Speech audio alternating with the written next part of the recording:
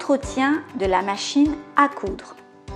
Vous vous demandez peut-être comment entretenir votre machine à coudre et aussi s'il faut l'emmener en révision chez votre revendeur. Sur mes 3 machines à coudre, je n'ai jamais fait faire de révision. Et d'ailleurs, je n'ai pas non plus fait de révision sur ma machine à broder ainsi que sur ma surjeteuse. Donc sur les 5 machines que je possède, aucune n'est partie en révision. Mais par contre, je fais attention de bien les entretenir. Le coût d'une révision peut varier entre 80 et 100 euros. Et certains demandent même jusqu'à 150 euros. Si jamais vous devez emmener votre machine en révision, demandez bien le tarif et aussi précisez leur que vous ne souhaitez pas qu'ils effectuent de travaux sans vous l'avoir signalé. Normalement, il est interdit de faire des réparations sans devis et d'imposer ensuite au client de payer une facture salée.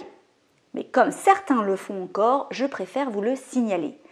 Donc, si vous mettez votre machine en révision, dites bien que si le réparateur constate un souci, qu'il vous prévienne avant de faire les réparations. Parce que si le prix de la réparation vous coûte quasiment aussi cher que la machine, franchement, je n'en vois pas trop l'intérêt. Pour garder sa machine en parfait état, il faut régulièrement la nettoyer, au besoin l'huiler et surtout l'utiliser correctement. Une mauvaise utilisation va abîmer et dérégler votre machine. Il est évident que si vous commencez par coudre des morceaux de cuir très épais sur votre machine, que celle-ci ne va pas forcément apprécier l'épreuve que vous êtes en train de lui faire subir. De même que si vous faites un mauvais réglage en prenant par exemple un point zigzag avec un pied de fermeture éclair, l'aiguille va taper sur le pied puis se casser. Mais vous risquez aussi de dérégler votre machine. Il est donc important d'utiliser avec attention sa machine et dans le doute de toujours consulter sa notice d'utilisation. Si vous prenez soin de votre machine et que vous l'utilisez dans des conditions normales, alors vous pourrez éviter d'emmener votre machine en révision. Cependant, il peut être nécessaire d'emmener quand même sa machine en révision si celle-ci a été déréglée ou cassée après une mauvaise utilisation. Pour le reste, vous pouvez le faire vous-même et ainsi économiser chaque année une centaine d'euros. En prenant soin de sa machine, vous pourrez ainsi la garder plus longtemps et éviter également des réparations. Mais pour garder sa machine en état, il faut donc l'entretenir. Vous devez nettoyer votre machine régulièrement et cela peut même être après chaque cours de couture lorsque vous utilisez des tissus très pelucheux. Par exemple, pour réaliser ce cheval, j'ai dû nettoyer ma machine juste après avoir fini mon cheval. La machine était complètement encrassée, comme si j'avais cousu pendant au moins 1 an sans l'avoir nettoyée. Avec des tissus très pelucheux, du tissu éponge, de la polaire, du tissu minky, le nettoyage doit se faire obligatoirement dès que vous aurez fini de coudre votre projet. Il ne faut pas attendre pour le faire. Si vous cousez peu et avec des tissus qui ne font pas trop de poussière, vous pourrez bien évidemment attendre un peu plus longtemps.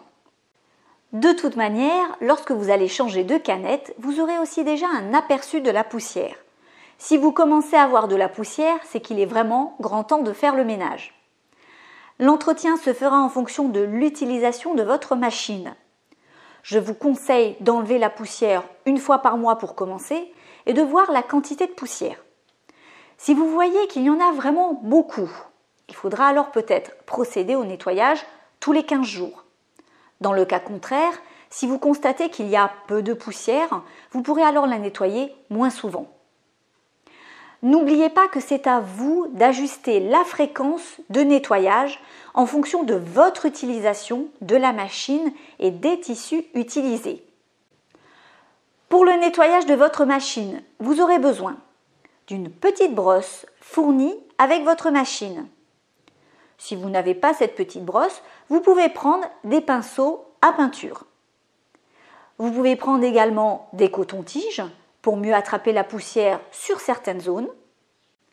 J'utilise également une pince Bruxelles pour attraper certaines petites peluches plus ou moins inaccessibles. Et pour finir, j'ai également un chiffon microfibre. Dans certains cas, vous aurez aussi besoin d'un tournevis pour ouvrir la plaque frontale. Je ne vous conseille pas trop les bombes à air qui sont utilisées pour le nettoyage des PC, car déjà, elles coûtent cher. Ensuite, la plupart d'entre elles doivent être utilisées en les tenant bien verticalement. Si vous les tenez horizontalement, l'air va mal sortir. Ensuite, il faut savoir qu'il y a un petit gaz à l'intérieur qui permet de faire sortir l'air. Quelquefois, ce petit gaz dépose une légère couche d'humidité. Et dans certaines bombes, un produit est même ajouté pour protéger les composants électroniques d'un PC. Il ne faut donc pas se tromper en achetant votre bombe à air. Ces produits ne sont pas forcément tous adaptés aux machines à coudre. Pour toutes ces raisons, je n'utilise pas de bombe à air. Passons au nettoyage de la machine. Je vous ai préparé 2 vidéos. La première vidéo va concerner le nettoyage d'une machine avec canette horizontale. Et la seconde vidéo concernera le nettoyage d'une machine à canette verticale. Nous verrons également ensuite dans 2 vidéos complémentaires comment graisser la machine. En effet, l'huile se met dans la machine une fois que celle-ci est nettoyée. Mais commençons maintenant par le nettoyage de la machine à coudre.